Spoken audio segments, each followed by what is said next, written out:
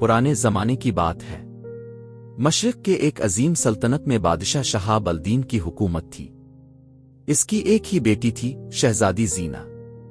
نیک دل، نرم گفتار اور سب سے بڑھ کر وہ رحم دل تھی۔ وہ روز محل کے باغ میں آ کر ضرورت مندوں کو کھانا کھلاتی اور سکہ دیا کرتی۔ لوگ اسے سلطنت کا نور بھی کہتے تھے۔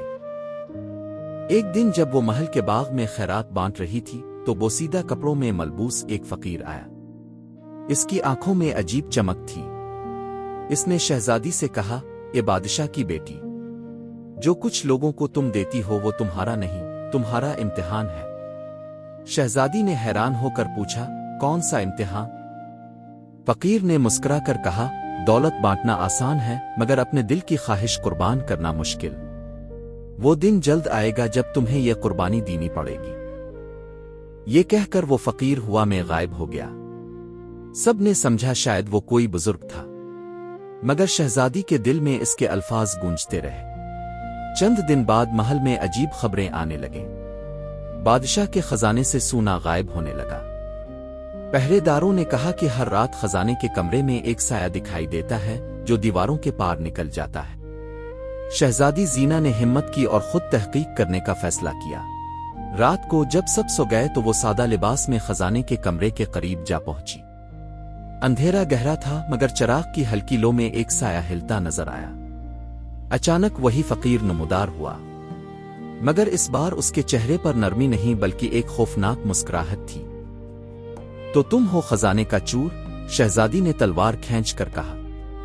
فقیر ہنس پڑا، چور نہیں، میں تو وہی امتحان ہوں جس کا وعدہ کیا تھا۔ پھر اس نے اپنی لال آنکھوں سے شہزادی کی طرف دیکھا اور دیواروں سے آگ کے شعلے پھوٹنے لگے۔ شہزادی نے اپنے ایمان کو مضبوط کیا اور بولی، اگر تو شیطان ہے تو یاد رکھ میرا رب سب سے بڑا ہے۔ فقیر نے کہا، دیکھتے ہیں تیرے رب کی طاقت زیادہ ہے یا میرے فریب کی۔ اس نے اپنی چھڑی زمین پر ماری اور زمین پھٹ گئی۔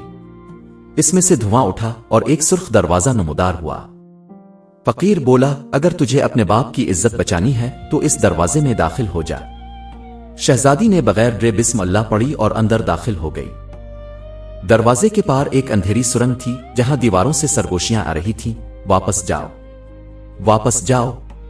مگر زینہ آگے بڑھتی رہی۔ کچھ دور جا کر وہ ایک حال میں پہنچی جہاں سینکڑوں مجسمے کھڑے تھے۔ ہر ایک انسان کے روپ میں تھے مگر پتھر بنے ہوئے تھے۔ فقیر کی آواز گونجی، یہ سب وہ لوگ ہیں جنہوں نے لالچ میں آ کر اپنی روح بیچی۔ اب تم بتاؤ شہزادی، تم دولت بچاؤ گی آرو؟ زینہ نے آنکھیں بند کی، قرآن کی آیت پڑھی اور کہا، میری روح اللہ کی ہے تو کیا لے گا مجھ سے؟ اچانک ہوا کا تیز جھونکا آیا اور سارے مجسمے ہلنے لگے۔ ایک مجسمہ پگھل کر انسان بن گیا۔ ایک بوڑھا سپاہی تھا وہ۔ اس نے کہا، شہزادی تم نے ہمیں آزاد کر دیا۔ یہ دیکھ کر فقیر چیخا، نہیں یہ نہیں ہو سکتا۔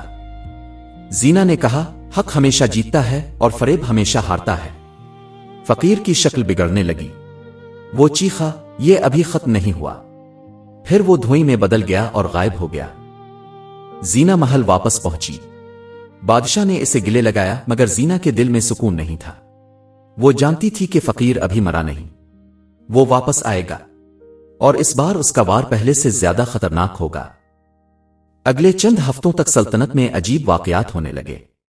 کبھی آسمان سے کالے پرندوں کا جھونڈ اترتا، کبھی محل کے قریب زمین لرزنے لگتی۔ زینہ کو احساس ہوا کہ فقیر کوئی انسان نہیں بلکہ جادوگر ہے، شاید شیطان کا چیلا۔ ایک رات خواب میں اسے اپنی مرحوم ماں کی آواز سنائی دی۔ وہ بولی، بیٹی پہاڑوں کے پار ایک سفید چراغ ہے جس میں نور حق ہے، اگر تو اسے پالے گی تو اندھیرا مٹ جائے گا۔ زینہ نے اگلی صبح باپ سے اجازت لی، ابا جان مجھے خود جانا ہوگا، یہ سلطنت میری ذمہ داری ہے۔ بادشاہ نے اسے روکا مگر بیٹی کے عزم کو دیکھ کر اسے جانے کی اجازت دے دی۔ چند سپاہیوں کے ساتھ زینہ محل سے روانہ ہوئی۔ سفر خطرناک تھا۔ ریگستان میں ریت کے طوفان، جنگلوں میں زہریلے سانپ اور پہاڑوں میں گرج چمک کی گونج، مگر شہزادی کا حوصلہ ٹوٹا نہیں۔ وہ ہر رات نماز پڑھ کر دعا مانگتی کہ اے رب مجھے سچائی کا چراغ دکھا دے۔ آخر کار وہ ایک سنسان غار میں پہنچی۔ اندر سے روشنی جھلک رہی تھی۔ اس نے جیسے ہی قدم رکھا فقیر کی آواز گونجی، پھر آ گئی تو میں نے کہا تھا یہ امتحان ختم نہیں ہوا۔ زینا نے دیکھا فقیر اب ایک دیو کی شکل میں تھا، آنکھیں سرخ، ہاتھوں میں آتش۔ اگر تو یہ چراغ لینا چاہتی ہے تو تمہیں اپنی زندگی دینی ہوگی، وہ غرا کر بولا۔ زینا نے سکون سے کہا، زندگی بھی اسی کی دی ہوئی ہے، اگر وہ چاہے تو تیرے شر سے بچ جاؤں گی۔ فقیر نے جادو کا منتر پڑھا، آسمان سرخ ہوا، زمین پھٹی اور زینا کے گرد آگ کا دائرہ بن گیا۔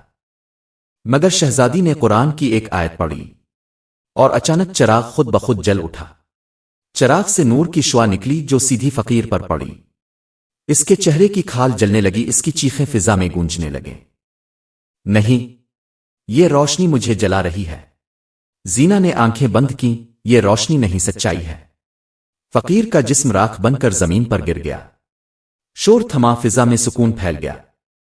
جب زینا محل لوٹی تو آسمان پر بادل چھٹ چکے تھے۔ لوگوں نے اسے دیکھ کر نعرہ لگایا، شہزادی نور واپس آ گئی۔ بادشاہ نے اعلان کیا، آج کے بعد اس سرزمین میں کوئی فقیر بھیک نہیں مانگے گا۔ سب کو عزت سے جینا ہوگا جیسے میری بیٹی نے عزت سے لڑ کر جیتا۔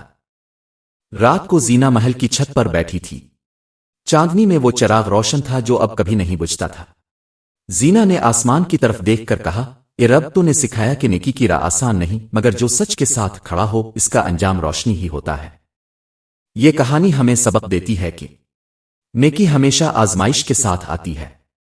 ایمان کی طاقت ہر فریب کو جلا دیتی ہے۔ جو اپنی نیت صاف رکھے اللہ اس کا محافظ ہوتا ہے۔ اندھیرا کبھی مستقل نہیں رہتا، روشنی ضرور لوٹتی ہے۔